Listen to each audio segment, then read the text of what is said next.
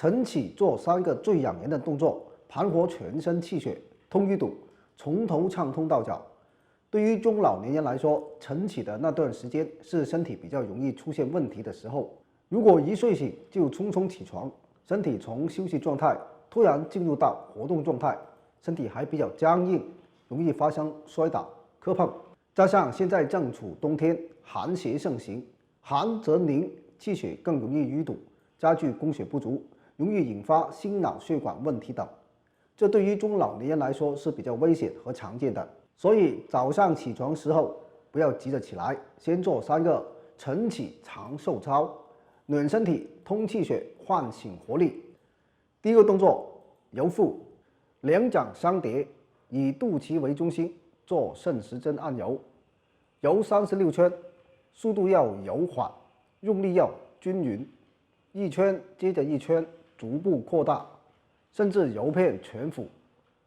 在揉腹过程中可能会出现打嗝、排气的反应，这是正常的，是身体在排浊。揉完后，两拇指相对，其余4指从心窝向下推至指骨处，推36次。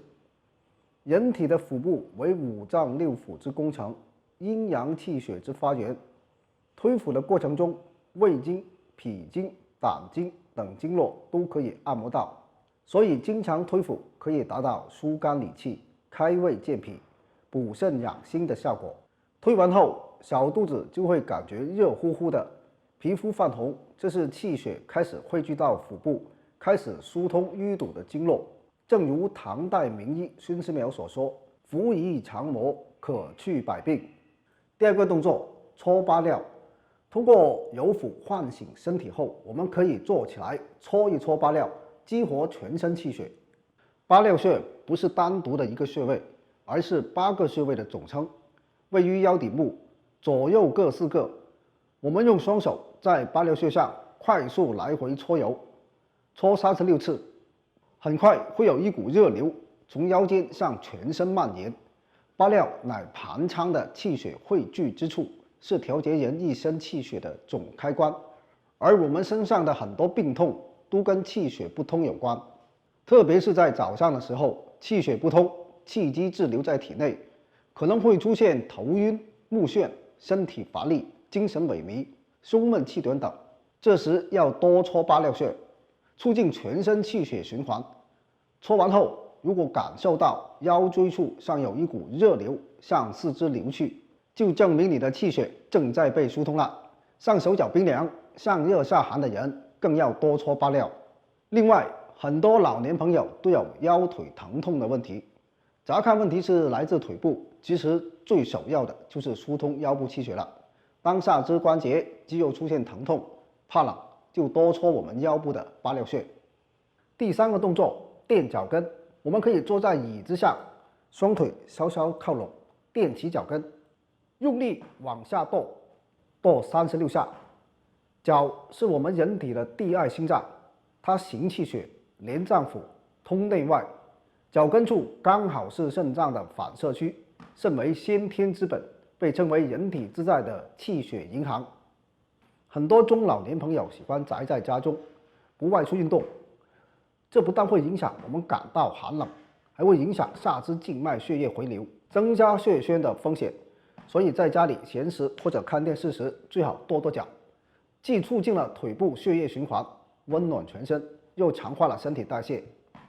一定要坚持做好，每天早起坚持做这3个动作，通气血，滋养五脏，缓解疼痛，精神一整天，特别适合中老年人做。另外，我们平时保健养生有一个地黄穴，也千万不能错过，它就是我们脚上的公孙穴，它被称为统领全身的地黄穴。公孙穴以皇帝的姓为名，正是取帝皇居中央，统四方之意。公孙穴就像皇帝一样，可以指挥四方，刺激它就可以调动全身，对五脏都能起到调节作用。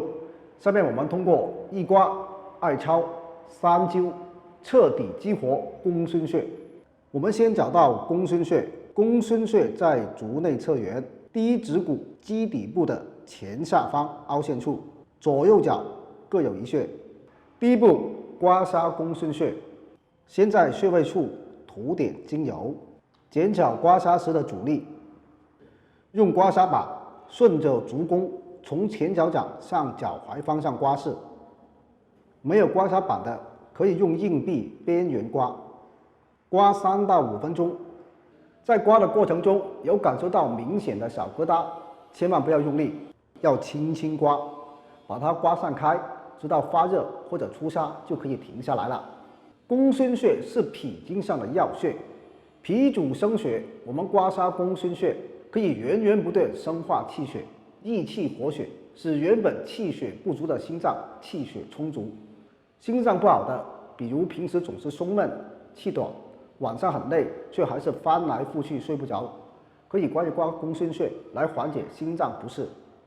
公孙穴被称为脚上自带的救心丸，因为它有健脾生血的功能，使心脏气血充足，心主得养，心神安宁。第二步，敲打公孙穴，手握拳，用指关节轻轻敲打公孙穴，敲3到5分钟。敲打时不用刻意点对点的敲打，可以对公孙穴所在的区域进行敲打。碰到格外疼痛的地方就多敲几下，把疼痛点疏通，效果更好。公孙穴是脾经的络穴，它能沟通脾胃2经，调和脾胃，是调理脾胃问题的主穴。一些脾胃虚寒的人，比如吃点凉的东西或者着凉了，胃就会不舒服，出现肚子痛、拉肚子，我们可以刺激公孙穴来调理。生活中觉得吃完饭后食物堵在胃部不消化，胃里反酸或者有其他脾胃不适的时候，也可以敲一敲公孙穴。第三步，艾灸公孙穴。手持艾条旋卷艾灸公孙穴，温度以局部微微发热为最佳，每次灸5分钟。如果感受到一股暖意从脚循腿内侧脾经涌向身体上部，手脚发热，那就证明脾经正在被疏通。公孙穴既能调脾经，又与冲脉相通。冲脉为12经脉之海，能调节12正经的气血，能起到通气、活血、化瘀的作用。建议女性朋友每天刺激公孙穴，可以缓解各种女性问题，比如女性受寒后小腹疼痛、气血瘀滞、颜面浮肿等，都可以艾灸公孙穴。刺激冲脉对人体12经的气血进行一次全面疏导，帮助我们行瘀止痛、健脾生血。灸完后，我们要立刻穿上袜子，避免受风寒。好，这个既能健脾和胃，又能强健心脏、调理冲脉的御刺穴位，我们千万不要错过了。